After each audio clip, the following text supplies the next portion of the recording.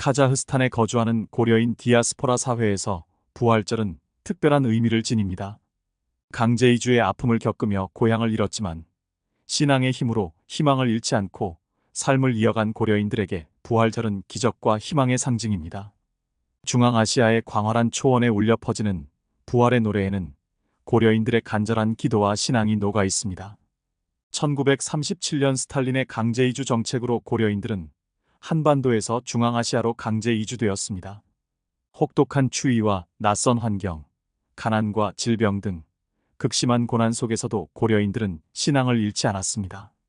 특히 가톨릭 신자들은 성당에 모여 기도하며 주님의 사랑과 자비를 구했고 신앙 공동체를 이루며 서로 위로하고 희망을 나누었습니다.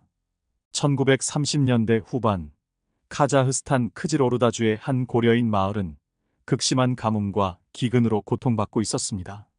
식량이 바닥나고 사람들은 굶주림에 시달렸습니다. 부활절을 며칠 앞둔 어느 날 상황은 절체절명의 위기에 놓였습니다. 마을 사람들은 성당에 모여 간절히 기도했고 기적을 믿는 마음으로 부활절 새벽 미사를 준비했습니다. 그리고 부활절 당일 기적이 일어났습니다. 하늘에서 단비가 내리기 시작한 것입니다. 죽어가던 곡식은 기사회생했고 마을 사람들은 기쁨의 눈물을 흘렸습니다. 이 기적 이야기는 카자흐스탄 고려인 사회의 희망의 메시지를 전하며 오늘날까지 전해지고 있습니다. 신앙의 힘으로 고난을 이겨내고 부활의 기쁨을 누린 선조들의 이야기를 통해 고려인 후손들은 정체성과 신앙의 의미를 되새기고 있습니다. 이 기적의 이야기에는 고려인 마을을 돌보며 희망의 메시지를 전한 성 김대건 안드레아 신부의 헌신이 큰 역할을 했습니다.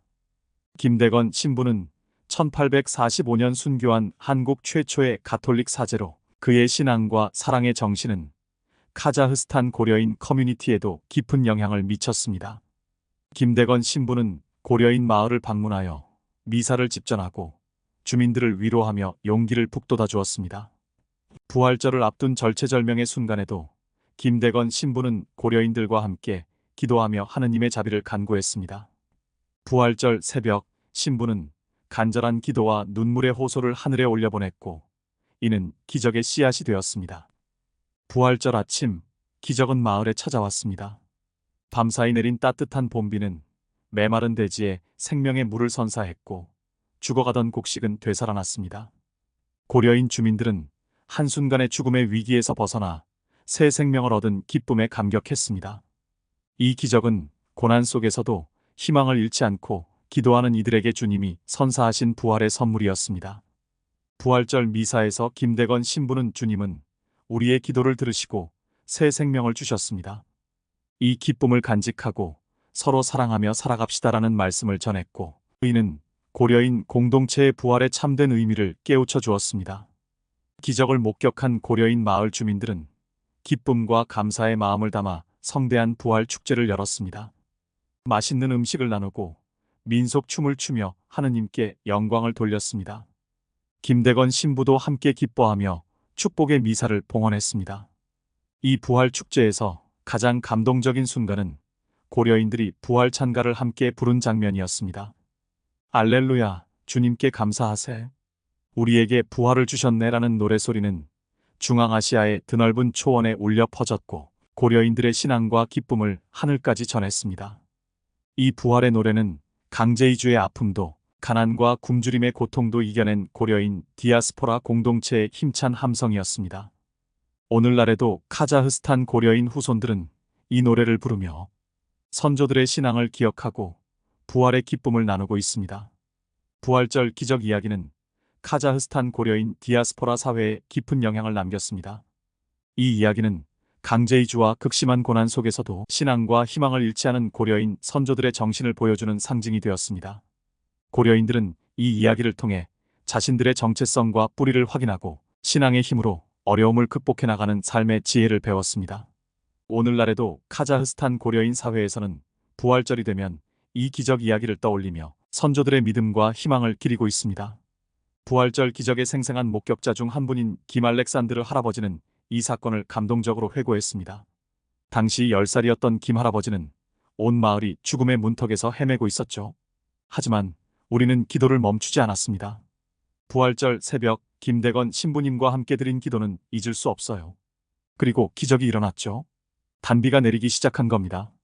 아직도 그 순간의 벅찬 감격이 생생해요라며 눈시울을 붉혔습니다. 김할아버지의 증언은 부활절 기적이 실제 있었던 사건임을 확인해주는 동시에 그 속에 담긴 신앙의 메시지를 오늘날 우리에게 전해줍니다. 김할아버지는 지금의 고려인 젊은이들도 이 이야기를 마음에 새기고 선조들의 믿음을 이어갔으면 좋겠어요라며 당부의 말을 전했습니다. 카자흐스탄 고려인들의 부활절 기적 이야기는 오늘을 사는 우리에게도 소중한 교훈을 줍니다. 이 이야기는 어려움 속에서도 희망을 잃지 않는 삶의 자세가 얼마나 중요한지 일깨워줍니다. 또한 고려인 공동체가 시련을 함께 이겨내며 보여준 연대와 사랑의 정신은 서로 돕고 이끄는 공동체의 가치를 일깨워줍니다. 오늘날 우리가 직면한 많은 어려움도 서로 손잡고 희망을 나누며 극복해 나갈 수 있다는 것을 이 이야기는 알려줍니다. 1940년대 초반 알마티 인근의 한 고려인 마을에 박마르타 할머니라는 분이 살고 계셨습니다. 마르타 할머니는 매우 독실한 가톨릭 신자로 마을 사람들에게 믿음의 본보기가 되는 분이었습니다. 그런데 어느 해 부활절을 며칠 앞두고 마르타 할머니의 남편이 심한 병에 걸려 죽음의 문턱에 이르고 말았습니다.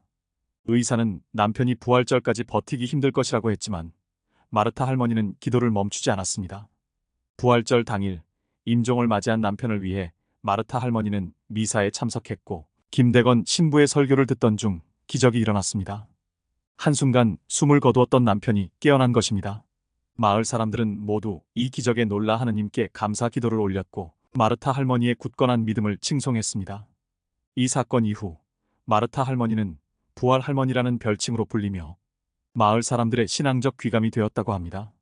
마르타 할머니의 이야기는 개인적 차원에서 일어난 부활절 기적을 보여줍니다. 이는 고려인 디아스포라 공동체 전체가 함께 체험한 거대한 부활절 기적 이야기와 더불어 신앙의 힘으로 고난을 극복해낸 고려인들의 모습을 상징적으로 보여주는 사례라 할 수 있습니다.